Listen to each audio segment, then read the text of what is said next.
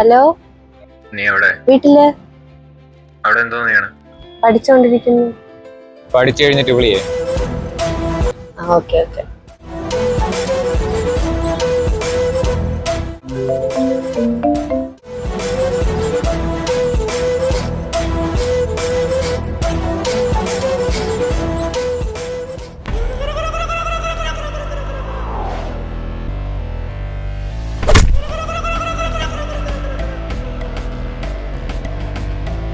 സ്വന്തം കൂടപ്പുറപ്പിനെ പോലെ അല്ലടാ ഞാൻ നിന്നെ കണ്ടേ.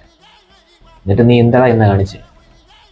ഏ ഏ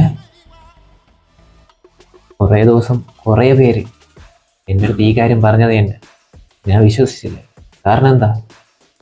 എനിക്ക് നിന്നെ ഭയങ്കര വിശ്വാസമായിരുന്നു.